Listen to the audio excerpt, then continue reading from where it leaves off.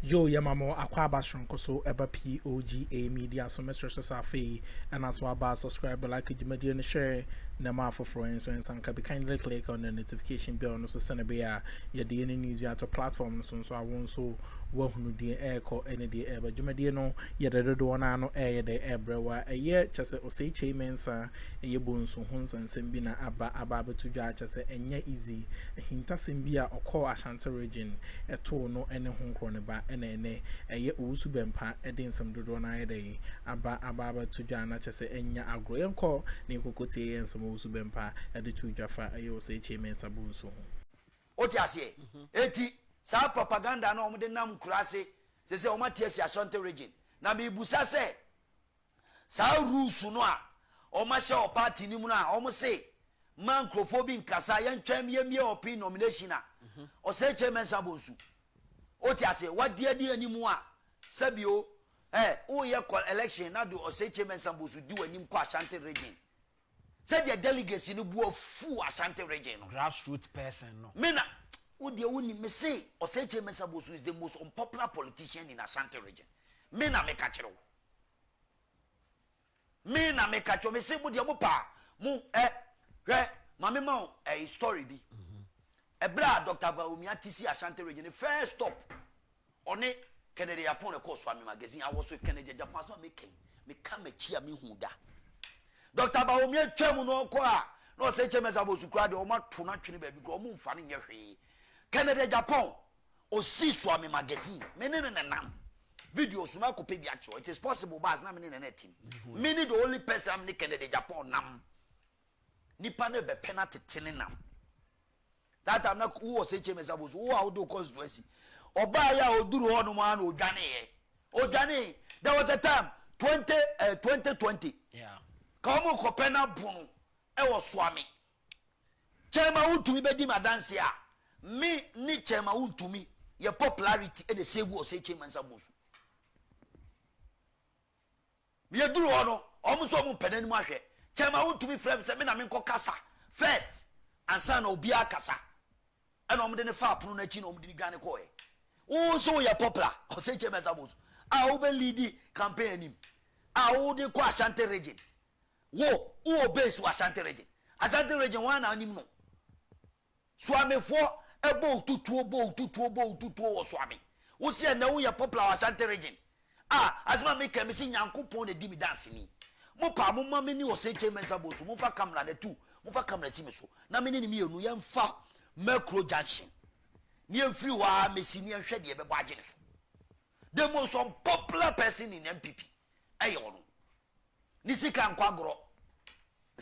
enkwagro ohu nipa na chiara na is okay no tsikokwa na so so nyansa gu wiase nyina de abonachi so de furu dua sa na ote kokwa na so so wiase nyansa nyina de abonachi so de furu dua na me yase me ma me di Chamensa no so di Chamensa na ya na ya me ya ma me sa na ma me de tia na se me kan me jabi so ya me na pa o chichira agogo ye fan Chamensa ne din no me ba bi okofa free ye sa din me hwem pa because Chamensa there's only one Chamensa in Ghana e ya me na Chamensa sa din me ba bi okofa free ye ti me hwem ehun ba bi okofa din free ye pa me hwe because na no me ni hia untumi me busa no say awofa na Chamensa no me mama nu mabusuafo otima nkire mu ye wanti na oto da me e wo ntumi fie me no busa no me busa no wantima nkire mase yi odi ase nti no odi yenko ya nim no ye ka grassroots politics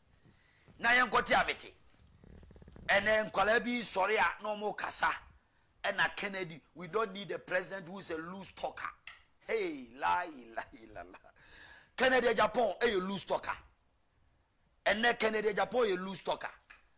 Ghanaians prefer a loose talker who create jobs, opportunity for the future generations of the ordinary people than a flip-flopper who the ordinary Ghanaians see as a liar and a blatant liar who is a snake and a wolf in the sheep clothing. Ghanaians who prefer somebody who will insult them and give them job and give them a better life than somebody who will lie in front of the Ghanaian people and eventually lead them into an abyss. We the grassroots people. More than a munim. More munim day. Canada, Japan. Wajina konson so to coach a mansion to me be a pie gusisi ni kwabra futrim. Mo anyi na ye. Na kofuko treta aba hono or the aba ko ba na number man mo piaf. Ye ko sin wo sin bi. Ye de bona bodin an wonte. Canada, Japan. Ye ko sin wo sin bi. E be na mi bu no muntie mpanifo be. Mo amonte be no. Amotwa Bawumia ho hia na monte twi no. Amonte be no. Mi bu sa be na kire monte ni. Me say wajina konson so to coach a man said to ame bia paye gusisi ni kwabra futrim mo anyi na ye na ko treta aba ho no de aba ko pre na mo be man mo piaf enu bi no odi attempt the save NPP odi attempt at the rescue the party. He fought emotionally to defend the party grassroots na se be wo reward obia why and onu kasikani anko de 40 say yanko nya ne ho ne. How many of you in NPP would do what Canada Japan would do? Say, if you were in his shoes. How many of you? This man fought with his life. Everybody knows what Canada Japan has done. We don't need you people to tell us who he is. The ordinary Ghanaian people know him. There's only one Canada Japan. He will tell it as it is and let the chip fall where they may. No crano edani mami yem kroba on the sabako yepi. That is what makes him so extraordinary. And it's this generation, this point in time, Ghanaians need a savior like Canada Japan. Eti modia moya mudi agro. Ghana foni nanim. Get delegation no munim. E bra tu bro na bre na branti mimi hu bi kura me hu bebre. Mi hu ya no me hu bebre. Loose talker defending the party say party full soldiers are omuko defending ebra mi osu bempam ko kasa o take FM na ya chi ma she ho independent day na NDC form na ntekuta konti ma aba be chi me na invisible forces for abeyi ya free studio ho akanyame nko ake yes keep it alive na ya ba power 6 months down the line yes anymore na Canada Japan sorry akana dwena kire ni party for nyina wo so you lose talker who stood for the grassroots. Hey, it's NPP no say you die for anything again.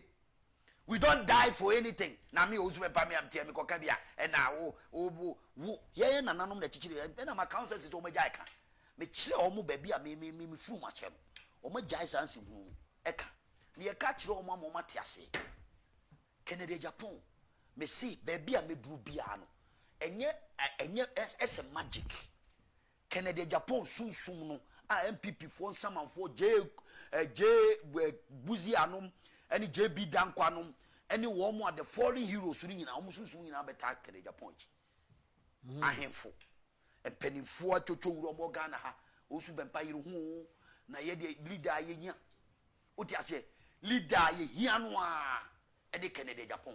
At this point in time, now I'm sorry. Ye kawodo leader ye kotoaba. Na ye to abawie. Now we are parliamentarian kwana wo NPP na wo support Dr. Bawumia. Na wo nim de wo yo. Ya koto abawie. Ya bobo elections. Utie. Ya koto abawie ya bobo elections. Se me parliamentarian me wo twen bari ate. Me resource nyamai Dr. Bawumia cha ne dia wa lusu poto no no abe consider defeat no wa you ba ko ahye wonsam. What kind of a leader is this? NPP, do you want to go into this Akuffo mo take records go back when Akuffo first 1996 solution election he didn't come out 48 hours to concede defeat. They waited for after 72 hours to see say no leader, you bring your people along with you. You shepherd the people around with you. Obaya, university animal, what just and what Jakan, one can call autopilot. University amount, what just and what Jania Jaye. And a care back what says him. What kind of a leader is this? I'm really surprised. Say, your politics are no. say Akuffo bi understand the whole political spectrum. Akuffo bi wo ntiase, they just follow politics because obi wa I say Osei chairman Sabosu odi Bawumia chi or grassroots person. Then so be call Swami Hono. Swami Hono Abekono. He is the most unpopular politician in Swami. Me see Kumasi nam tie. To me customer tie. Yes, let everybody watch me on camera. Ozuba pameni Osei chairman Sabosu si Swami se si na mi si form. Now Osei chairman Sasibo me a popular Osei chairman Sabosu. Yes. It is any power Kumasi no Kosiki delegate say mo be second chance. It doesn't work anywhere, and I'm daring you. Opa, mon frère cameraman, Ogana, me there Osei chairman Sabosu. Mon cameraman ni echi na me apapu. Me ni mi onu si Swami. Swami Zongo, Swami runabout near Nanten Kokamba Crew Junction. Near ready a bebo ageneso. Osei chairman Sabosu na ka Kennedy Japan. Majority. Me na me catch me say, Mopa, mon frère cameraman mra. Eno ye fu number 1, near nunti namba. What you say? Now, I say Dr. Bawumia da maka say a very, very important say so credibility be a livua. Makan mekano nano mekano yerepa. I'm repeating it here. He needs to understand say politics. It goes beyond that. The whole Ghana. Me also be pam tem. The me yam example. Na me krana me no me ba politics mu krana. Through somebody now, me through my own merit, people have got to know me. Dr. Bawumia was handpicked from nowhere, and he didn't be a running mate to no other person than Nana Addo Akuffo. One of the political pillars that President Rawlings, President Akuffo was the most popular politician alive. Yeah. UNC ni those nyina wadi freedom movement for freedom and justice wadi a chesa na sa papa we have found a running mate 10 years Ghana for 10 years. The man was a running mate for 8 years. 2008 people were contemplating Akuffo chose him, market Dr. Bawumia everywhere. Satano na John Dramani Mahama. No man on true direct class of a president 2008 asem na meka. If Bawumia is popular as a Ghana for musi yamfano kwa mutieni ye 2008 na John Mahama no wa consider as obedi president. Mi busao or consider as obedi president. Yes, let's go forward. Ye marketing no 2008 2012 omko no Akuffo running mate and atamels wuye and na obe contest Akuffo and you lose ye. Right? Yeah. Bawumia was still the running mate. Yeah. Mahama, because of Mills' death, he has to step up and become the presidential candidate for that time. Bawumia, the same Bawumia came in 2016. Mebwa. And obey running mate. We're marketing one. You really power. And obenya the second biggest position in NPP history. Vice President of the Republic of Ghana for 8 years. No, what to me, Obi Akuffo be catch Ghana for you say, Papa, wait there. Said you see Ginny Dino. And in your Mayan were Jane Palmano. Be beer on oye. Meboa. To me, a demand. Let me ask you a question, fellow delegates. Dr. Bawumia, let me actually say, some privilege of 8 years or 16 years. Marketability through Ghana in Chono in Chiasu Biano. Professor Dubois, on your opportunity. No. Professor Dubois had only 6 months to market himself to the people of Ghana. And when you have that figure, no, NPP, I rejected no. Said the Osei chairman Sabosu Mokase, no yarena, one contestant. That's a fallacy. And you're no correct. That's a lie. That's not true. Who's in the pain? Yes. Dr. Bawumia 16 years. Professor Dubois, when you had that opportunity. Akuffo, when you had that opportunity to be a running mate for any other candidate for 16 years. Now NPP party in this 32. NPP party in Penifua Mutechira, NPP party in this 32 years. 32 years, 32 divided by 2 years. Me busa. Then I pass okay. Not just a whole MPP. Bobra, ye ba yes, ye ba political, you know. Dr. Bawumia Kwanya, the political limelight, you know, half of it. When to me and I'm a Jaro candidate, a contest election. Watch me lose abysmally. We'll see another opportunity for a second chance. So I say we go catch Wayana, why Betty? Ghana, even the Canadian NPP party, no more auction from Dr. Bawumia. More auction from because half of NPP existence as a political party after 1992, no, half 2008 to 2024. This man has enjoyed every privilege from nowhere. Eya na binu wo ana mera ho alankwajo chematen kwan a MPP de ne fa so kwajo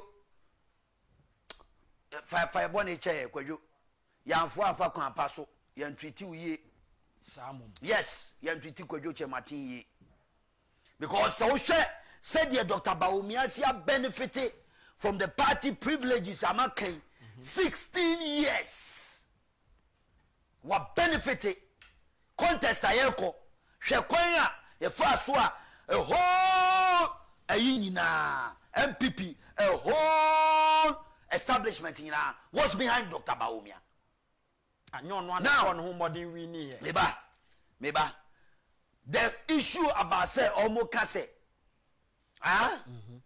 na Professor Dubois no yare na ne ho dodo no omo boanya no kre Professor Dubois contested Akuffo in 1996 primaries and MPP for who say the first performance no nkoyie and omo rejected no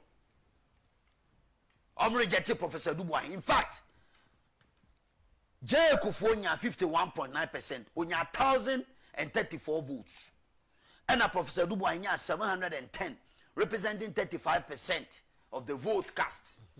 That is 1996 MPP primaries.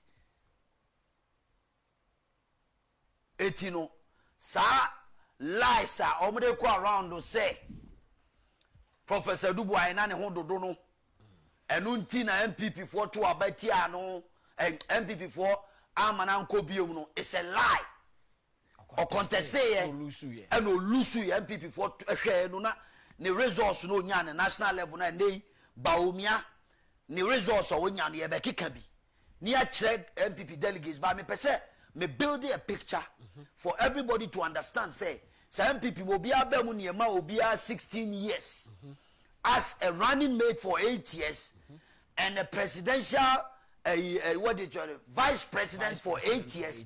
Ni asabe ma another opportunity say sabe lead the party ni biom for another 4 years there.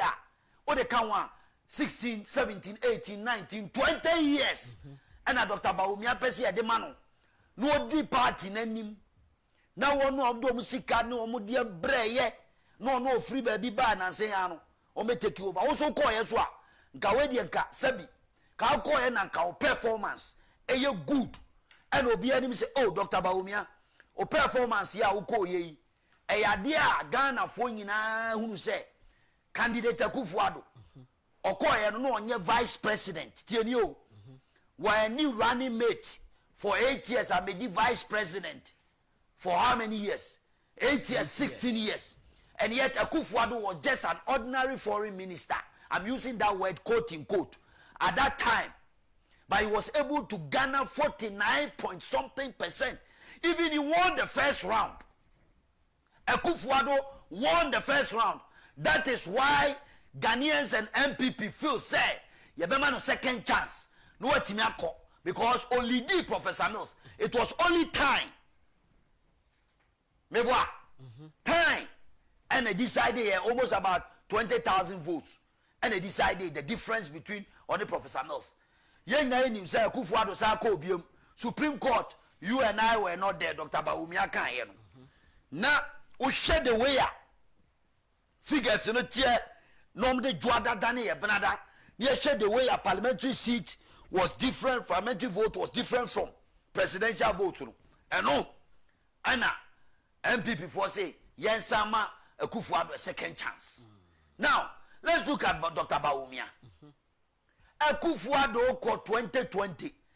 We see yem first year and mount, yem first year and mount, yem first year and mount. Obiba JK or the beko. Yem first year and mami o, me the beko Obiba JK.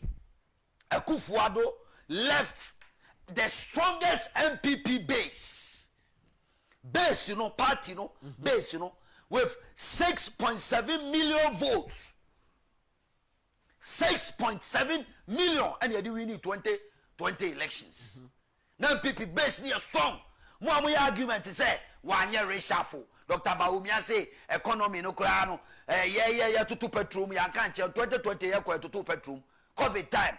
No money more ding change after COVID 2024. Yes, indeed, we made some reckless decisions, but we should not. No one should compare that say and no year the reason why we lost the election, fellow delegates. Ade ayenye no nenye. Dr. Bawumia chin ade no Akuffo Addo base of 6.6. Yo guso a uti age media no edema message so be subscribe like age media no share nema for friends when sanka be kindly click on the notification bell no so send be the news be better platform no so a won so wo no the air call any the ban some no the you won be na ofam you no also be part was wedding some do na there to join konin konkoti 7 at about 4.6 million a BC da MPP politics. Say presidential candidate be ye base side the co-election, you know, a subet from 6.7 million to 4.6 million, almost 2.1 million, and you lose you. Not just say in effect, you know, John Dramani Mahama, the base, you know, the or he had only 100,000 votes in addition.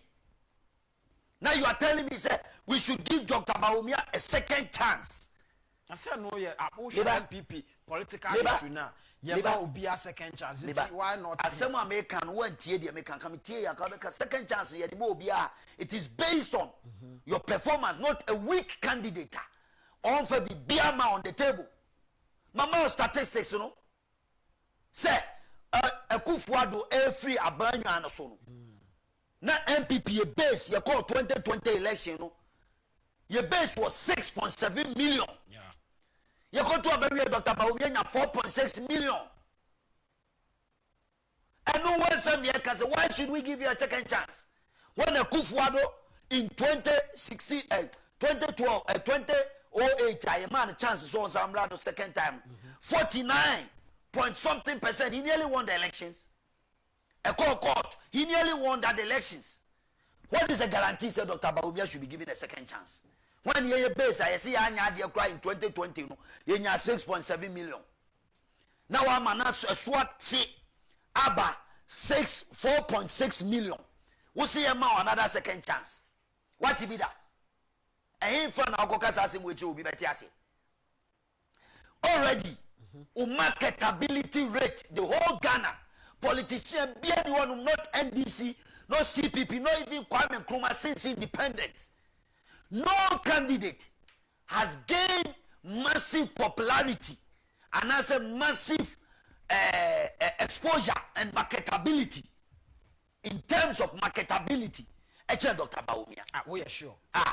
Masa Kwame Nkrumah Obaya, Dr. Kwame Nkrumah, Honam Papari, Defiase Nani Sunsu. Say you Kwame Nkrumah form you free or 10 who free UGCC or form CPP we ya or shall see a church letter chino prison or peer babontin say how many years? Just 5 years, you know. And obey a CPP presidential candidate 7 years not win elections. Me catch Ramwati. Fast forward, check all the military leaders within a sport on fan Kasem. Go to Dr. Kyei Buzia time. A brown no parliamentarian. Or the year to Obama, it was a space of about 2 years. Mungo check a records. As time for correction, let's call historians since independent. Politicians be our marketing on Dr. Bawumia. I was masquerading on the back of a popular politician in this country to become who is it. me also bempana kaminya sa opportunity for 16 years na ke de me call as a presidential come win the election am MPP me na me ka kiro come win and na me kiro nyoma bia e be che Dr. Bawumia and say e man there class here de be a candidate e de na ko. I'm bringing you data. Check on also believe in data. Yes. So marketability, independence. Me maoba. President Rawlings. Okoye ni kuwa. Obaye obeye president. Udi animwa. Obaye no obaye otu abamano. U check the period. U check ya. Dr. Bawumia 16 years. The check Rawlings in there. Anauni Rawlings eberini abanwa oba osanko multi-party democracy no from 1982. To 1992 years, and yet 10 years. We would say 10 years, no marketability, and all the winning elections. It's about 16 years, a council Rawlings in there. The longest serving head of state in the Republic of Ghana. Bawumia and marketing on channel. Ya man political party, ya man opportunity, Rawlings in there. It is here MPP for delegates. What I say? Let's pick Akufo. How many are in the man? Akufo or go contest first or lose here when your opportunity. MPP for the man or 1996, 96, right? 97, 98, 99, 2000. Or you see 4 years. 4 years. And on the marketing war, be winning election, one of the biggest victory and the sweetest victory in NPP politics. Our day party in free opposition in the wilderness for so many years at the about power. Bawumia Kufu anya opportunity no a privilege no ademano. Kufu also was a foreign minister under Buzia, just like Akuffo Addo. Eti who share statistics in data. Dr. Bawumia, where do you stand? Where do you stand in terms of popularity? The reason why Ghana fought enya GDA Dr. Bawumia mu NPP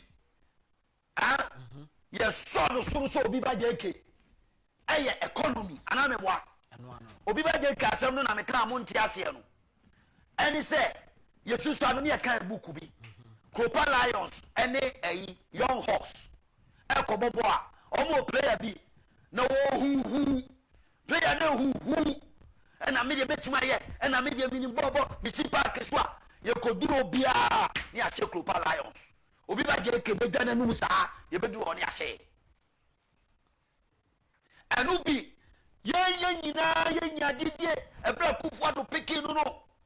Ghana for you, hey, Yenya economic messiah. Economic messiah beer. Chase, but beer wamo biba. Nana no crack. Dr. Bawumia betrasia misini ase or ye economic czar ye cast economic czar obi a chese wa being economy mu Ghana for MPP there's a new hope Akuffo Addo se mo ko trase Dr. Bawumia be so economy ni mu a obechichire nyoma. We are talking about credibility. So if you choose a candidate not consistently, he's flip-flopping. Flip-flop. Americans would say they can never trust a flip-flop politician. A politician who can look into your eyes and say something, and the next day he will say something totally different from what he said. And it's saying, Dr. Bawumia was touting himself as economic messiah. Exactly. Your opposition. Again, lecture and a papa we are near Ghana for. Lecture bang and one year Ghana for. Mibusa, anytime, and Mr. Or correct to the sense of the 46 questions, come on, and Mr. Ata. It was 72 questions. I just say, I'm for Ubiba JK, what bang do? Economy or transit or papa no Srenia Basasa. Na Ghana for nya. Listen, I'm not talking because of you. Let's look at the crystal ball on the eyes of credibility. After Obiba JK Bana Yedwabe Vice President, head of economic management team. Now MPP are two about you say flag bearer. Deal with the economy. Deal with the economy. Ye nyina ye yenko bi bani o yenko. Afi de papa ye Ghanaian for economy ho. E ko digita. Odwane. Then Ghanaians started looking at their shoulders. What is happening here? Businessmen to call me also bemba. Samutimi masidi no back for mo mbe winning elections no. Obi ba JK Gina Center or bomb midfield or botu ampa ho se ya. Hey, businessman be to be friend so also bemba. Economy no see the data say and pitri ha any edin some no ABC and the make sure so subscribe like everybody and share na ma for friends and can be kindly click on the notification bell on so send be ye the any news be at the platform so I won so no the air call and the Bawumia no ye the besi intimate surgery bre na hwedwumadie no e fa maye makramo